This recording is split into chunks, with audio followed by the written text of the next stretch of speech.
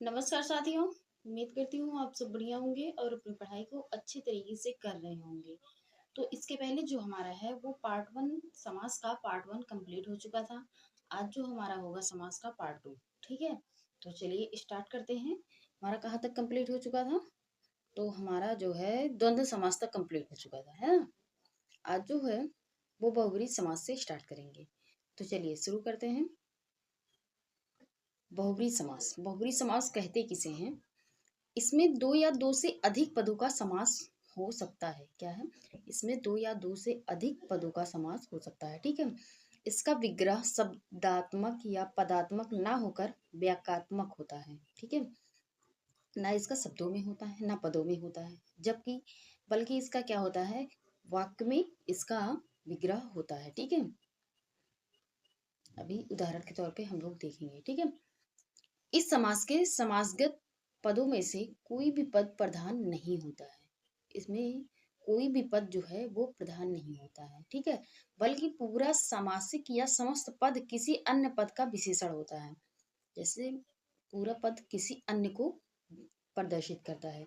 ठीक है, इसमें अधिकतर पूर्व पद कर्ता कारक होता है अथवा विशेषण होता है। या तो कर्ता कारक होगा या विशेषण होगा। ठीक है, इस समास में प्रयुक्त पद अपने से भिन्न किसी संज्ञा का विशेषण बन जाता है। ठीक है, क्या हो जाता है? विशेषण बन जाता है। ठीक है, समास में आए पदों को छोड़कर जब अन्य की शब्द भाव की प्रधानता हो। क्या है? समास में आए पदों को छोड़कर जब किसी अन्य शब्द भाव की प्रधानता हो। ठीक है, इस समास में वस्तुतः दो पद मिलकर किसी तीसरे पद की विशेषता बनते हैं। क्या है? कोई दो चीज मिलकर, जैसे ए प्लस बी मिलकर, ए इंटू बी मिलकर क्या बनेंगे? A B. ठीक है, तो वही चीज कहा गया है कि कोई दो पद मिलकर किसी तीसरे पद का विशेषण बनते हैं। ठीक है, बहुब्रीहि समास जो है, बहुब्रीहि समास के कारकीय भेद हो सकते हैं। ठीक है, इसमें बने पद विशेषण होते हैं। इनका लिंग विशेष के आधार पर होता है। ठीक है भैया, चलिए अब देखते हैं बहुब्रीहि व कर्मधारय समास में अंतर। क्या करेंगे? बहुब्रीहि व कर्मधारय समास में अंतर देखेंगे। बहुब्रीहि समास और कर्मधारय समास दोनों में संख्या सूचक विशेषण आ सकते हैं, किंतु बहुब्रीहि समास में अर्थ बदल जाता है। कर्मधारय समास में संख्या सूचक विशेषण अपना सामान्य अर्थ ही बोध कराता है। जैसे में अगर हम देखें, दस मुख, दस मुख में क्या है? दस मुखों वाले व्यक्ति का बोध होने पर क्या होता है? कर्मधारय। और रावण का बोध होने पर क्या होगा? तो बहुब्रीहि। तो इसमें क्या है, हम इससे पहचान सकते हैं कि इसमें क्या है, तो इसमें कर्म धारय समास है। ठीक है, और जबकि रावण का बोध होने पर क्या होगा? तो यहाँ बहुब्रीहि होगा। जैसे अगर अभी हम पीताम्बर को ले लेते हैं तो पीला है, पीला वस्त्र का बोध होने पर क्या होगा? कर्मधारय समास होगा। ठीक है, और पीले वस्त्र, पीले वस्त्र वाला, तो इसमें विशेषता बताई जा रही है ना कि पीले वस्त्र वाला, तो हम या तो कृष्ण की बात कर रहे हैं या विष्णु की बात कर रहे हैं। ठीक है, का बोध होने पर क्या हो जाएगा? वहां तो बहुब्रीहि समास हो जाएगा। ठीक है, किसी अन्य तीसरे का बोध कराता है बहुब्रीहि समास। ठीक है, और इसमें कर्मधारय में क्या होता है कि संख्याओं का बोध होता है। ठीक है, चलिए अब इसके आगे देखते हैं। कारकीय भेद के आधार पर बहुब्रीहि समास। कर्ता बहुब्रीहि, जितेंद्रिय यानी जीत जीत ली है इंद्रियां जिसने, तो वह क्या कहलाएगा? जितेंद्रिय कहलाएगा। ठीक है, कर्म बहुब्रीहि के आधार पर प्राप्तोदक यानी प्राप्त हुआ है जल जिसको, तो क्या हो जाएगा? प्राप्तोदक। ठीक है, करण बहुब्रीहि तो हो जाएगा कृत कार्य यानी किया गया कार्य जिसके द्वारा। ठीक है, तो इसमें पता चला ना, कर्म, यहाँ देखो कर्म बहुब्रीहि समास, यहाँ करण बहुब्रीहि समास। ठीक है, अब संप्रदान को हम देखेंगे तो दत्त धन, दिया गया धन जिसके लिए, तो ये लिए जो है बता रहा है कि इसमें संप्रदान बहुब्रीहि समास है। ठीक है, अपादान बहुब्रीहि समास, विमल, हट गया मैल जहां से, तो मैल क्या हुआ? अलग हुआ ना, तो से क्या यहाँ दर्शा रहा है? अलगाव के अर्थ में, तो वहां क्या हो जाएगा? अपादान बहुब्रीहि समास हो जाएगा। ठीक है, संबंध बहुब्रीहि तो इसमें दशानन और पीताम्बर, तो दस है मुख जिसके, तो ये क्या कहलाएगा? दशानन।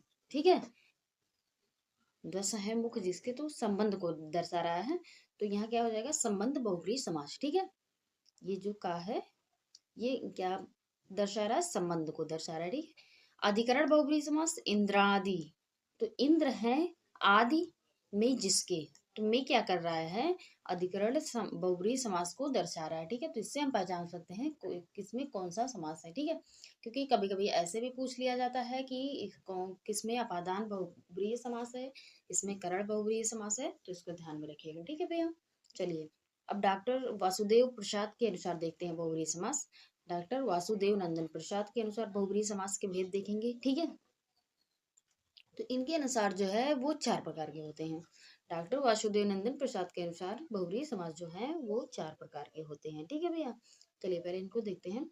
इन चारों में अतिरिक्त एक अन्य प्रकार भी बताते हैं, तो एक और प्रकार भी बताते हैं इन चारों के अलावा, प्रादि बहुव्रीहि समास। क्या है, प्रादि बहुव्रीहि समास, जिस समास का पूर्व पद उपसर्ग होता है, तो उसे क्या, उससे इन्होंने बताया है कि प्रादि बहुव्रीहि समास होता है। जैसे कुरूप, कुत्सित है रूप जिसका, बेरहम नहीं है रहम जिसमें, निर्जन नहीं है जन जहाँ, तो इसमें बे क्या है, ये बे उपसर्ग है। ठीक है, कु क्या है, तो इसमें उपसर्ग है। तो यही इन्होंने डॉक्टर वासुदेव नंदन प्रसाद जी ने बताया है कि प्रादि बहुव्रीहि समास भी होता है। ठीक है, इसके अलावा जो चार हैं कौन से हैं, समानाधिकरण बहुव्रीहि समास। ठीक है, प्रादोतक यानी प्राप्त है उदक जिसको। ठीक है, व्याधिकरण बहुव्रीहि समास सूल पाणी, सूल है पानी में जिसके, पानी में हाथ। ठीक है, तुल्य योग बहुव्रीहि, सह बहुव्रीहि, इसे तुल्य योग को सह बहुव्रीहि समास भी कहते हैं। जैसे सा परिवार, जो परिवार के साथ है। ठीक है, अति व्यवहार बहुव्रीहि, मतलब उदाहरण के तौर पर देखें तो बाता बाती, यानी बातों बातों में जो लड़ाई हुई हो। ठीक है, तो इन सबको अच्छे से ध्यान में रखिएगा। अब हम देखेंगे, अब तक वासुदेव नंदन के अनुसार देखें, अब हम कामता प्रसाद गुरु के अनुसार बहुव्रीहि समास के भेद को देखेंगे। ठीक है, यहाँ पदों के स्थान पर उनके अर्थ की विशेषता के आधार पर हम देखेंगे अब। ठीक है, तो जो ये आधार के आधार आधार पर भेद हैं, तो ये सात भेद हैं। कितने भेद हैं, सात। पहला कौन सा है, विशेषण पूर्व पद, जैसे पीताम्बर हुआ, मंद बुद्धि, मिठ बोला, बंद बदरंग। ठीक है, विशेषणोत्तर पद, तो इसमें क्या है, साक्रिय, कनफटा, सिर्फ कटा, मन चला, तो इन सबसे क्या पता चलेगा, विशेषणोत्तर। ठीक है, उपमान पूर्व पद, संजीव लोचन, चंद्रमुखी, वज्रदेही, प्राण सॉरी पाषाण हृदय, प्रसाद हृदय मतलब पत्थर दिल। ठीक है, विषय पूर्व पद, शिव शब्द, अहम अहम अभिमानी, तो ये सब क्या है, विषय पूर्व पद। ठीक है, अवधारणा पूर्व पद, तो यथो धन तपोबल विद्याधन, मध्यम पद लोपी, तो कोकिला कंठी, गजानन, मुद्रा राक्षस, अभिज्ञान शकुंतलम, मृग नेत्रा। ठीक है, ये सब क्या है, तो ये सब मध्य पद लोपी है। ठीक है, न्याम बहुव्रीहि क्या होता है, तो ये असार, अद्वितीय, अप्रिय, अनाथ, अकर्म, तो सब में क्या लगा है, उपसर्ग लगा है। तो इससे पता चल जाएगा आराम से कि इसमें न्याय बहुव्रीहि समास है। ठीक है, इसके अलावा जो प्रमुख भेद हैं, तो इन्होंने भी बताया है, कामता प्रसाद गुरु जी ने बताया है कि समानाधिकरण बहुव्रीहि समास किसे कहते हैं, जिस बहुव्रीहि समास के विग्रह में दोनों पदों एक ही विभक्ति किया जाए, दोनों पदों के साथ एक ही विभक्ति किया जाए, उसे क्या कहते हैं, समानाधिकरण बहुव्रीहि समास। ठीक है, जैसे कृत कृत्य, दशानन, नीलकंठ, सिरकटा। ठीक है, अब व्याधिकरण बहुव्रीहि समास क्या है, उसको देखेंगे। जिस समास के विग्रह में दोनों पदों के साथ भिन्न भिन्न विभक्तियां आए, वो क्या कहलाती हैं, व्याधिकरण। जैसे चंद्रमौली, इंद्रादि, सात खड़ा, खंडा। ठीक है, संख्या पूर्व पद क्या होता है, त्रिभुज, पंचानन, दशमुख, दुनाली, दुसुती, तीन मंजिला, चौकोना, एक रूप, तो ये सब क्या है, संख्या पूर्व पद है। ठीक है, संख्योत्तर पद क्या है, त्रिसप्त, उपदश, और दसवां भेद क्या है, तो सह बहुव्रीहि, सुपुत्र हो गया, सकर्म हो गया, सावधान हो गया, संदेह हो गया, सपरिवार हो गया। ठीक है। दिग अंतराल बहुब्रीहि समास क्या होता है? पश्चिमोच्चोत्तर, पश्चिमोच्चोत्तर। ठीक है। व्यतिहार बहुब्रीहि समास मुष्टा मुष्टि, हस्ता हस्ती, दंडा दंडी, लाठा लठा लाठी। ठीक है। मारा मारी, कहा कही, धक्का धक्की। ठीक है। ये सब क्या है? तो व्यतिहार। प्रादि अव्यय पूर्ण पूर्व बहुब्रीहि क्या होता है? तो निर्दय होता है, विफल होता है, विधवा, कुरूप, निर्धन, सुडौल, कुरंगा, रंग बिरंगा। ठीक है। तो ये सब क्या है? तो ये सब कामता प्रसाद गुरु के अनुसार भेद हुए। ठीक है। कितने भेद हुए? 13 भेद। कितने भेद?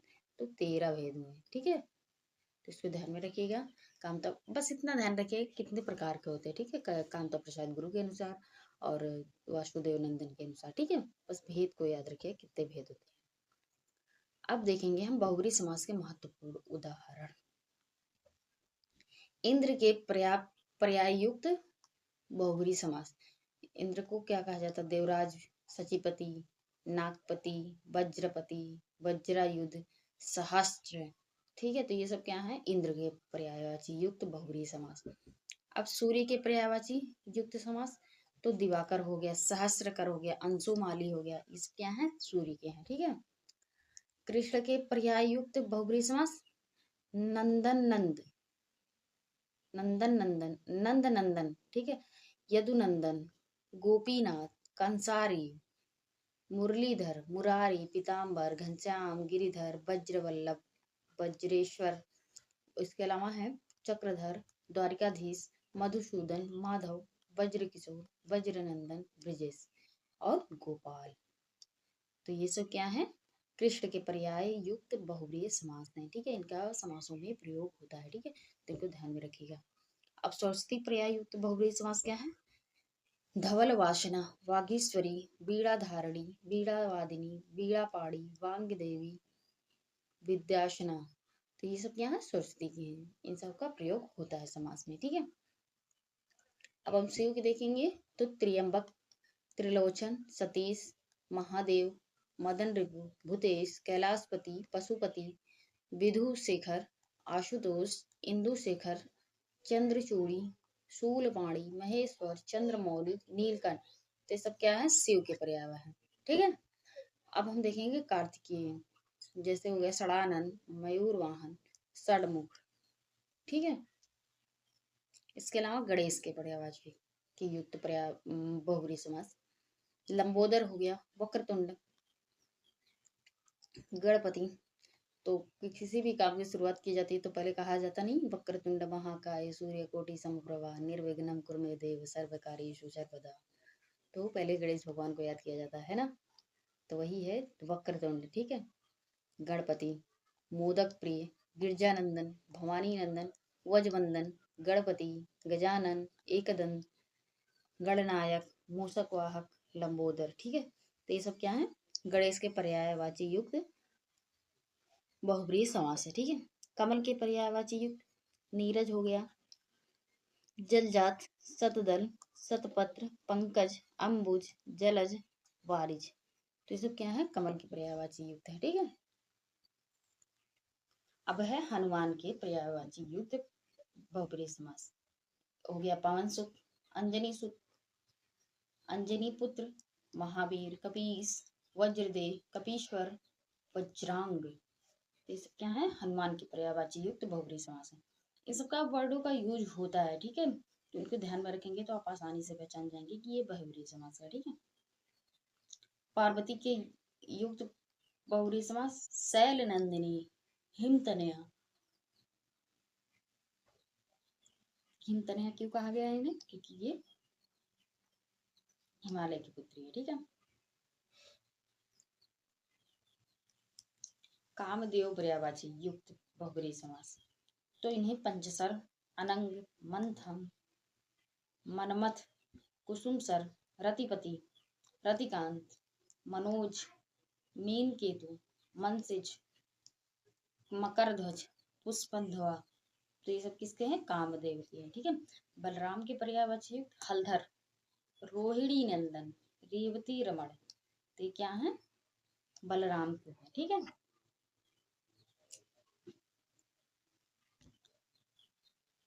ब्रह्मा के देखते हैं। ब्रह्मा को चतुरानन, चतुर्मुख, नाभि जन्मा, हिरण गर्भ। ठीक है। तो ये ब्रह्मा के हैं। रावण के 10 मुख, दशानन, 10 कंध, 10 ग्रीव, ये रावण के। चंद्रमा के पर्याय युक्त समास, तो शशांक, हिमकर, सुधाकर, निशाकर, निशानाथ, कलानाथ, मृगलांछन, मृगांक, सुधांशु, हिमांशु, राकेश, तो ये किसके हैं? चंद्रमा के हैं। ठीक है। विष्णु के तो चक्रपाणी हो गया, हृषिकेश, मधुरिपु, लक्ष्मीपति, नारायण, दीर्घबाहु, शीश, गरुड़ध्वज, पुंडरीकाक्ष। राम के दशरथ नंदन रघुपति, क्या है? दशरथ नंदन रघुपति। कर्ण के देखेंगे तो सुतपुत्र, सूर्यपुत्र। राजा के पर्याय युक्त बहुब्रीहि समास, तो निरपति, नरेश, भूपति, भूपाल, नरेंद्र, अवनीश, क्षितिश, महीप, महीपाल, महीपति, तो किसके हैं? राजा के। अब हम बादल के देखेंगे। बादल के हैं नीरद हो गया, वारिद हो गया, जलद हो गया, अम्बुद हो गया, पयोधर, जलधर, तोयद, अब्द, ये सब किसके हैं? तो बादल के। ठीक है। हिमालय के पर्यायुक्त तो नगराज, पर्वतराज, हिमगिरी, हिमाद्री, नगाधिराज। ठीक है। तो ये किसके हैं? हिमालय के हैं। ठीक है। किसके हैं भैया? तो ये हिमालय के पर्यायवाची। अब हम देखेंगे समास संबंधी परीक्षा उपयोगी की दृष्टि से कुछ शब्द। तो सत्य व्रत, सत्य रूपी व्रत। ठीक है। सत्य और व्रत, इसमें क्या है? द्वंद्व समास है। सत्य ही व्रत है, तो इसमें क्या है? कर्मधारय। एक ही वर्ड से देख लो कितने कैसे बनाए जा सकते हैं। सत्य व्रत, इसमें द्वंद्व समास। सत्य ही व्रत है, तो इसमें कर्मधारय समास। सत्य के लिए व्रत, सत्य का व्रत, तो इसमें क्या है? तत्पुरुष समास। तत्पुरुष समास, ये इससे पता चल रहा है तत्पुरुष समास। ठीक है। सत्य है व्रत जिसका, तो उसमें बहुव्रीहि समास। एक एक शब्द से 4 बनाया गया, किस प्रकार बनाया गया ये आप लोग देख सकते हैं। ठीक है। इसके आगे है त्रिनेत्र, 3 आंखों के अर्थ में दिव्य होगा। ठीक है। 3 आंखों वाला महादेव के अर्थ में बहुब्रीहि समास होगा। ठीक है। लक्ष्मीकांत, लक्ष्मी का कांत अर्थात पति, तो इसमें क्या हो जाएगा? तत्पुरुष। लक्ष्मी है कांता जिसकी, तो इसमें क्या हो जाएगा? बहुब्रीहि समास। ठीक है। अब इसके आगे है कांता प्रसाद गुरु के अनुसार ऊट पटांग शब्द की बहुधा बहुब्रीहि समास होता है। आजकल, आजकल, आजकल में द्वंद्व समास। जब इसमें योजित चिन्ह लग गया तो इसमें क्या हो जाएगा? बहुब्रीहि समास। ठीक है। चतुर्भुज में 4 भुजाओं के क्षेत्र वाला द्विगु समास हो गया। 4 भुजाओं वाले देवता, बहुब्रीहि समास। ठीक है। लीपा पोती, तो लीपन और पोतन में द्वंद्व समास हो गया। बातों को छिपाना, तो बहुब्रीहि समास। देख रहे हैं कि मतलब एक एक शब्द से दो दो अर्थ निकाले जा रहे हैं। ठीक है। नमक मिर्च, तो नमक और मिर्च हो जाएगा तो द्वंद्व समास। ठीक है। बातों में नमक मिर्च लगाना, तो ये क्या हो जाएगा? बहुब्रीहि समास। लोकनायक, लोक का नेतृत्व करने वाला संबंध, तो क्या हो जाएगा? तत्पुरुष। और जयप्रकाश नारायण के संदर्भ में बहुब्रीहि समास हो जाता है। किसके अनुसार? जयप्रकाश नारायण के। सिर दर्द, सिर में दर्द, अधिकरण, ये तत्पुरुष समास भी है। परेशानी के संदर्भ में तो बहुब्रीहि समास है। ठीक है। तो यहाँ क्या होता है? हमारा जो है समास समाप्त होता है। ठीक है। इससे रिलेटेड कल हम लोग क्वेश्चन करेंगे। ठीक है। तो आज के लिए इतना ही। Thank you so much.